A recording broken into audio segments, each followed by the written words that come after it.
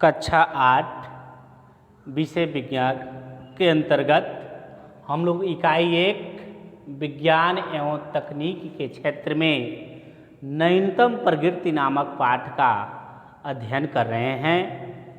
6 बिंदुओं पर हम लोग पिछले वीडियो में अध्ययन किए थे, जिसमें पहला बिंदु था संचार के क्षेत्र में, दूसरा बिंदु था शिक्षा में सूचना और संचार प्रौद्योगिकी के क्षेत्र में, अंतरिक्ष प्रौद्योगिकी के क्षेत्र में, चौथा था रक्षा एवं प्रतिरक्षा के क्षेत्र में, पांचवा था चिकित्सा के क्षेत्र में और छठवां था कृषि के क्षेत्र में।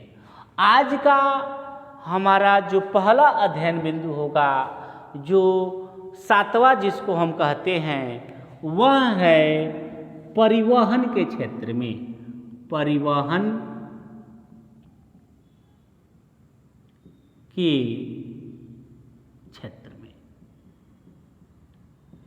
प्रिय छात्रों, आप खुद विचार कीजिए कि पहले के समय में अगर हमको यात्रा करनी होती थी तो हमको किन किन कठिनाइयों का सामना करना पड़ता था।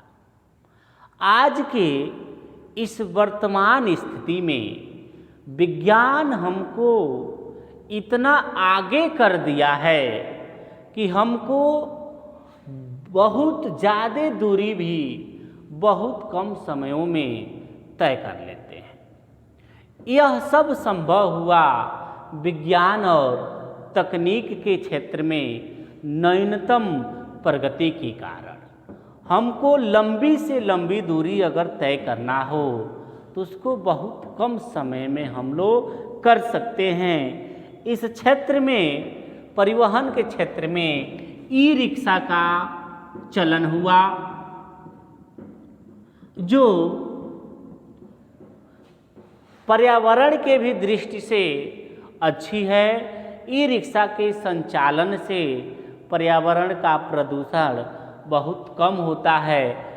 परिवहन के क्षेत्र में बुलेट ट्रेन का आविष्कार हुआ, जो बहुत तीव्र गति से, बहुत तीव्र रफ्तार से अपनी गति प्रारंभ करती है, अपनी गति को अंजाम देती है। अनेक ऐसे परिवहन के साधनों का निर्माण हुआ जो काफ़ी रफ्तार से चलते हैं और हमारे परिवहन के कार्यों को सरल बनाते हैं। इसके बाद अगला जो विज्ञान एवं तकनीकी के क्षेत्र में नवीनतम प्रवृत्ति है, नवीनतम प्रगति है, वह है 8वां बिंदु, जिसको हम कहते हैं विनिर्माण के क्षेत्र में। विनिर्माण के क्षेत्र में। विनिर्माण का क्या अर्थ है, इसको हम आपको बताएंगे। कच्चे सामान को मूल्यवान उत्पाद में परिवर्तित कर अधिक मात्रा में वस्तुओं का उत्पादन विनिर्माण कहलाता है। कच्चे माल से हम मूल्यवान उत्पाद बनाते हैं, अधिक मात्रा में बनाते हैं, तो इस क्रिया को हम विनिर्माण कहते हैं। विनिर्माण में अनेक कंपनियां बैठाई गई हैं, जो विज्ञान एवं तकनीक के कारण ही संभव हो पाया है। हस्तकला का सृजन हुआ है। हस्तकला में जो है लोगों की रोचकता बढ़ी है, जो एक व्यापार का साधन है।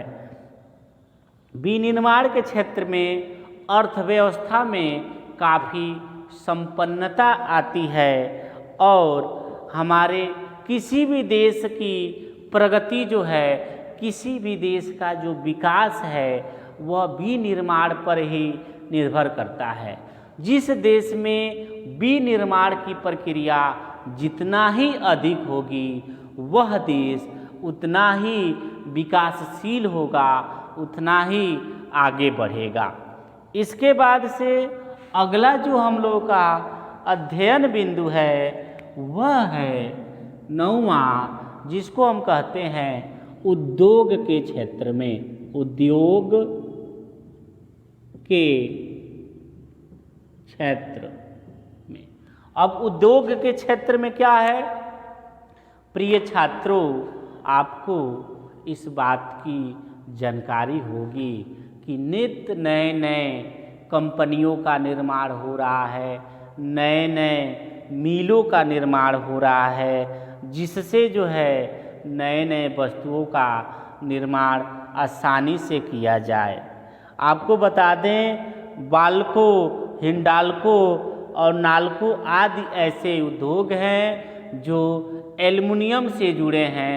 एल्युमिनियम उद्योग जो होता है, जिसमें एल्युमिनियम के सामानों का निर्माण किया जाता है, उसमें बाल्को, हिंडाल्को और नाल्को जो हैं अग्रणी कंपनियां हैं। इसके अलावा भी ONG और ऑयल पेट्रोलियम उद्योग में अग्रणी हैं, जिसमें हम लोग तेल के निर्माण को लेकर उसमें कार्य किया जाता है।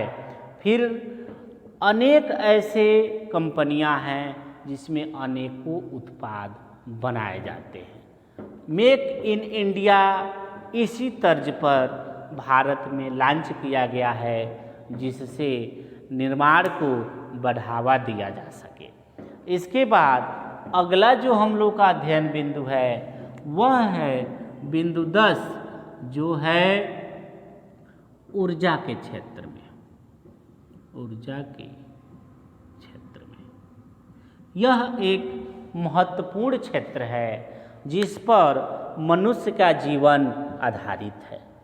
हम लोग नित्य ऊर्जा का उपयोग करते हैं और यह ऊर्जा, जैसे अगर हम घर हैं तो हमको बिजली चाहिए, बिजली से हमको पंखा चलाना है, टीवी चलाना है, मोटर चलाना है, फ्रिज चलाना है, AC चलाना है। इसमें खर्च होता है, बिजली का खपत होता है। इसकी भरपाई कैसे होगी, इस क्षेत्र में अनेकों प्रयास किए जा रहे हैं।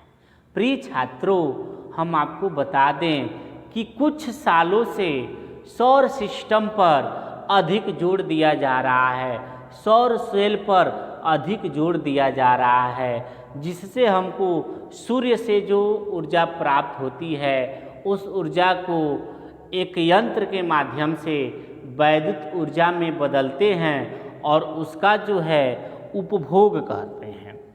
ऊर्जा के जो स्रोत होते हैं वह 2 प्रकार के होते हैं।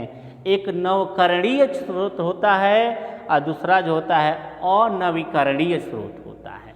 अब नवकरणीय स्रोत में क्या होता है, उसमें ऐसे स्रोत जो समाप्त नहीं हो सकते, जैसे सूर्य, पवन, पृथ्वी, जैव, जल, वन, ये सब ऊर्जा के नवीकरणीय स्रोत हैं और यह जल्दी से समाप्त नहीं होंगे।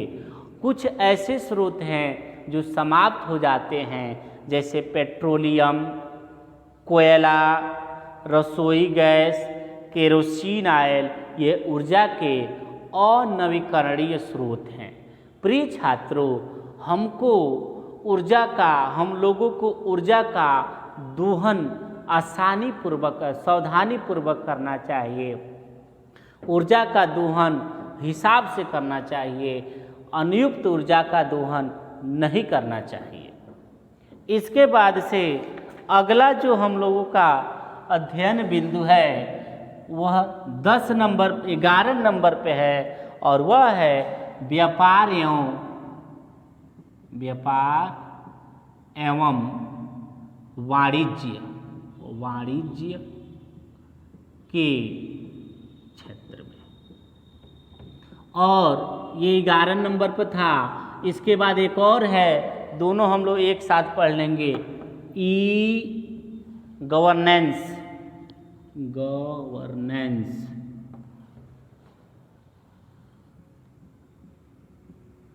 के क्षेत्र में। अब व्यापार एवं वाणिज्य के क्षेत्र में क्या है? व्यापार का अर्थ आपको पता होगा। व्यापार का अर्थ होता है क्रय एवं विक्रय करना, यानी किसी वस्तु को खरीदना और बेचना व्यापार कहलाता है। विज्ञान एवं तकनीक व्यापार एवं वाणिज्य के क्षेत्र में बहुत प्रगति कर रहा है। नित्य नए नए प्रयोगों का व्यापार एवं वाणिज्य के क्षेत्र में उपयोग किया जा रहा है। इसके क्षेत्र में जैसे इंटरनेट विपणन आ जाएगा, ऑनलाइन लेन देन आ जाएगा, सूची प्रबंधन आ जाएगा, इलेक्ट्रॉनिक धन स्थानांतरण आ जाएगा। यह सब संभव हुआ विज्ञान एवं तकनीक से। इसके बाद से ई गवर्नेंस के क्षेत्र में विज्ञान एवं तकनीक का क्या रोल है, इसको जानेंगे। ई गवर्नेंस का मतलब होता है इंटरनेट के द्वारा गवर्निंग करना। सरकार जो है आम नागरिकों के लिए अनेक ऐसी सुविधाओं का संचालन किया है जिससे उनका कार्य आसान हो गया है। आपको एक उदाहरण से बता दें, यदि आपको जात प्रमाण पत्र, आय प्रमाण पत्र, निवास प्रमाण पत्र, खाता बही, आपको यहाँ तक कि बैंक भी नहीं जाना है, सारा चीज़ आपके मोबाइल से संभव है। आप ऑनलाइन प्रक्रिया में अपने जात प्रमाण पत्र का आवेदन करेंगे, कहीं नहीं जाना है, किसी के पास नहीं जाना है। कुछ दिनों बाद, आवेदन करने के कुछ दिनों बाद आपको प्रमाण पत्र मिल जाएगा। आपको पैसे का लेन देन करना है, आप अपने मोबाइल से पैसे का लेन देन कर सकते हैं। ये सब संभव हुआ विज्ञान एवं तकनीक के क्षेत्र में नवीनतम प्रगति के कारण।